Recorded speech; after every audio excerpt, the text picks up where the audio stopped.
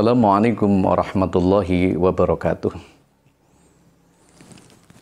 Sugih tanpa bondo, digdaya tanpa aji, trimah mawi pasrah, sepi pamrih sepi aji. Langgeng tanpa susah, tanpa seneng, anteng manteng sugeng jeneng.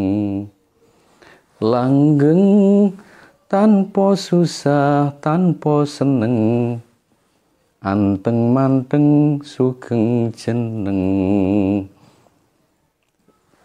Saudara-saudara, kita akan mendeskripsikan sebuah syair yang memang sudah umum kita dengar, dan syair itu tidak segan-segan memberikan sebuah makna yang begitu dalam terhadap bagaimana cara kita berkehidupan, bagaimana merasakan kehidupan, dan bagaimana bersantai dalam kehidupan. Syair ini tidak mungkin orang biasa. Orang-orang terdahulu mencari, mengambil referensi dari beberapa saripati dasar Islam, dari Quran, dari hadis, dari ijma' dan qiyas. Dan ini biasanya disampaikan oleh para kiai-kiai kita terdahulu, para ulama kita terdahulu, yang mungkin mereka pengetahuannya lebih luas daripada kita. Mari kita mencoba untuk menganalisis satu persatu tentang syair ini. Bagaimana hebatnya syair ini, dan tidak bisa disepelekan. Syair yang pertama adalah sugih tanpa bondo. Artinya adalah kekayaan tanpa harta, kekayaan tanpa materi, kekayaan yang bukan berarti punya pekerjaan yang besar, hasil yang besar, tidak. Ada istilah kaya di sini bukan hanya sebuah kekayaan nominal yang kita lihat seperti orang-orang mewah dan orang-orang yang punya kekayaan. Kaya di sini, sugih di sini, itu artinya adalah sugih yang bermakna hati. Sugih yang bermakna kekuatan nurani. Sugih yang bermakna kekayaan jiwa. Sugih tanpa bondo itu artinya ada makna kekayaan yang tidak hanya bersinergi dengan harta benda.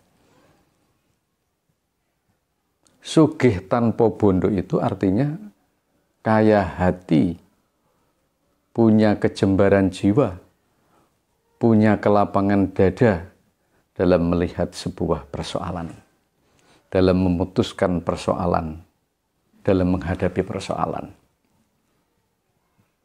Artinya bersabar, artinya punya kasih sayang, artinya dia punya jiwa yang hebat.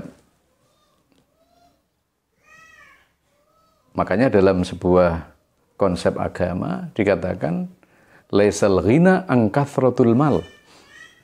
Tidak ada kekayaan itu hanya karena banyaknya harta benda. Walakinnal ghina ghinan nafs. Kekayaan itu sebenarnya adalah kekayaan jiwa. Kekayaan jiwa itu menghadapi orang dengan tenang, menghadapi persoalan dengan sabar, menghadapi musibah walaupun ditimpa bencana dan bala, tetap dia bersandar dan berpasrah kepada Allah. Melihat sesama manusia itu di dalam hal yang baik, mencoba untuk merendahkan diri, legowo dengan keadaan yang dialami.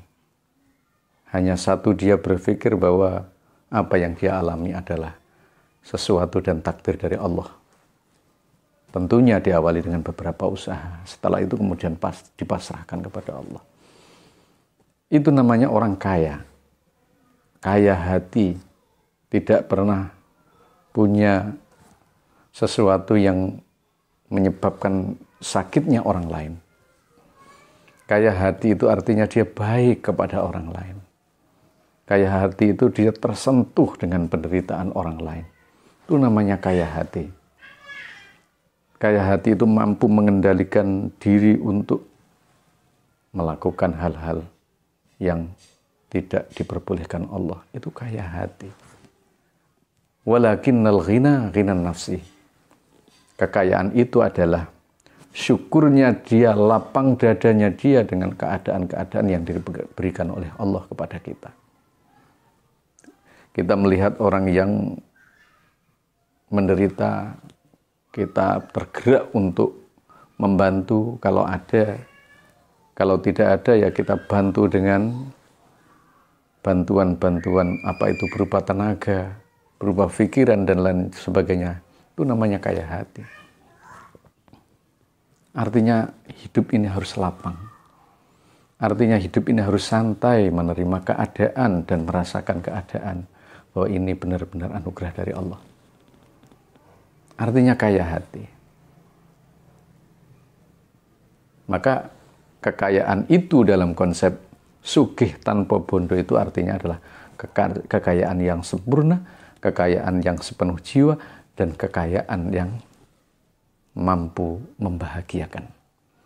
Kalau hanya kaya materi, mungkin hanya berbahagia dalam sementara, tapi dalam keabadian ada kalanya tidak membahagiakan. Ini artinya adalah sugih tanpa bondo. Maka kalau Anda tidak kaya dalam materi, kayalah dalam jiwa.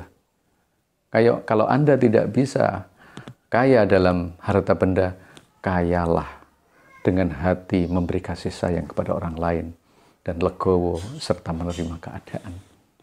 Ini adalah yang membahagiakan. Kemudian yang kedua adalah digdoyo tanpa aji.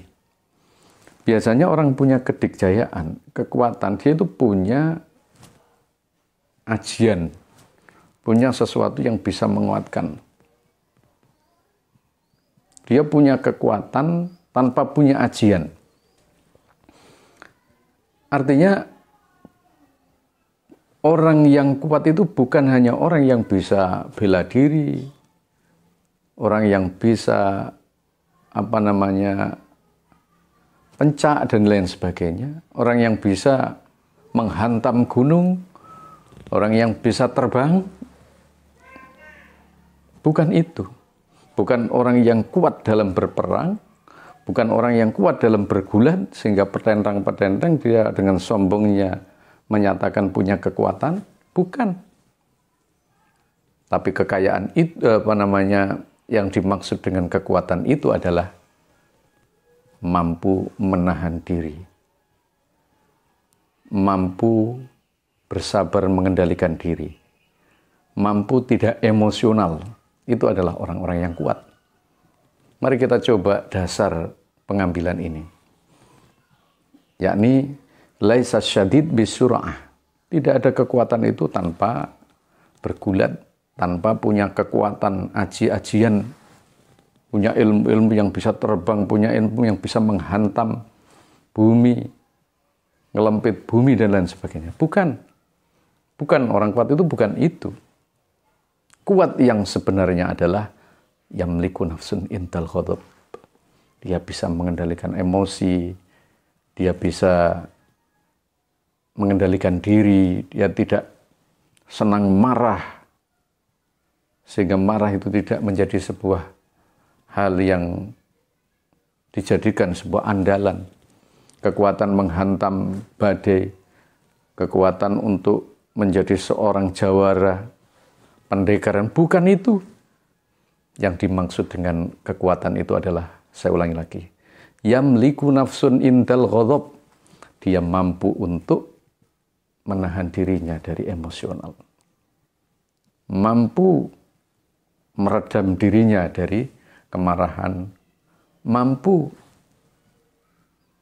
bersabar untuk tidak melakukan sebuah tindakan yang bisa menghancurkan orang lain. Kekuatan adalah yamliku nafsun intal ghadab, bisa menahan emosi, bisa menahan diri melihat keadaan untuk melakukan sesuatu. Sehingga dia menjadi orang baik. Orang yang disegani dan orang yang disenangi. Apa artinya kekuatan besar untuk mengalahkan musuh? Apa artinya punya ajian yang sangat hebat, gampang meruntuhkan lawan, tapi dia sendiri tidak bisa mengendalikan diri dari melakukan kemarahan-kemarahan itu. Jadi orang yang sabar, orang yang mampu mengendalikan diri, orang yang tenang untuk menghadapi sebuah persoalan, dia adalah orang yang kuat. Dia adalah orang yang mempunyai ketenangan dalam hidup. Dan insya Allah ketika dia mampu mengendalikan diri dan emosi, akan menjadi orang terhormat. Kata Rasulullah, la taghdab, la taghdab, la taghdab. Jangan marah, jangan marah, jangan marah. 3 kali diulangi di dalam hadis ini menunjukkan bahwa kemarahan adalah sebuah bahaya besar yang mengancam dirinya, mengancam orang lain, baik dunia maupun akhirat. Yang ketiga adalah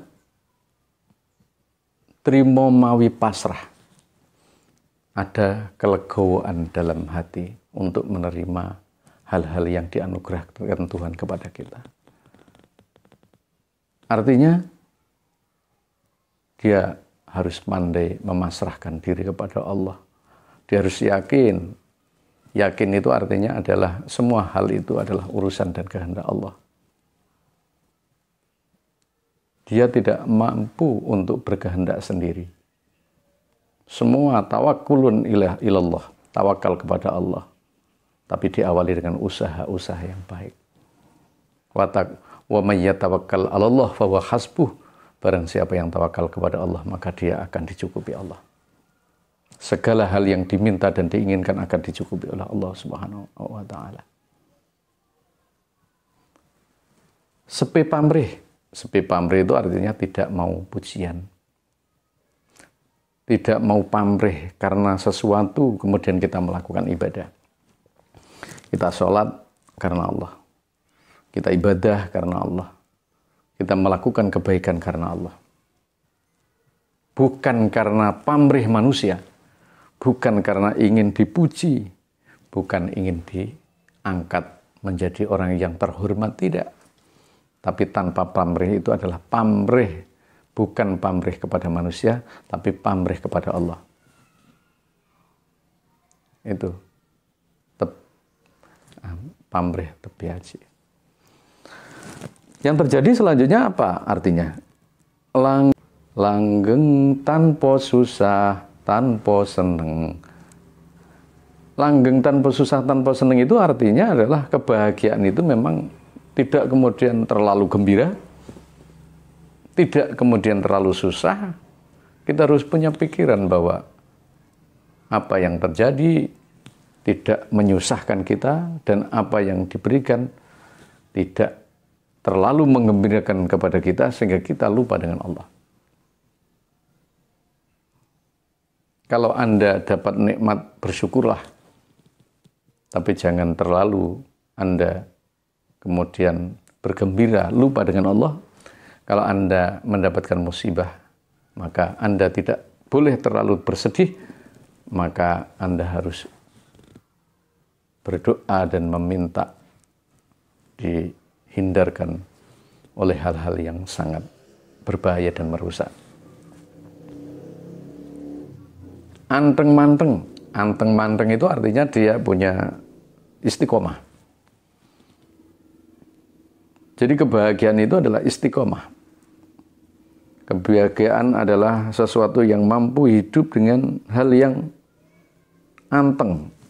Anteng itu, anteng-manteng itu ya, walaupun tidak banyak yang kita lakukan, tapi kita istiqomah. Seperti kita ibadah walaupun sedikit, tapi istiqomah.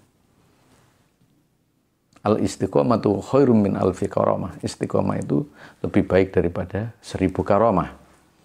Para wali yang punya kekuatan terbang, punya kekuatan untuk melakukan hal yang baik, yang sangat hebat, itu bukan tujuan itu. Itu adalah bunga-bunga yang diberikan Allah kepada beliau. Bukan tujuan ingin bisa terbang, ingin bisa ngelempit bumi, tidak. Tapi tujuannya adalah mendekatkan diri kepada Allah. Maka orang istiqomah itu lebih mulia daripada 1000 karomah. Kalau sudah istiqomah, Allah akan memberikan kehormatan dan karomah sendiri. Tapi bukan tujuannya. Hanya tujuan ingin mendekatkan diri kepada Allah. Yang terakhir adalah sugeng jeneng. Namanya terhormat, namanya abadi, namanya terpuji, namanya sampai akhir tidak pernah tercemar.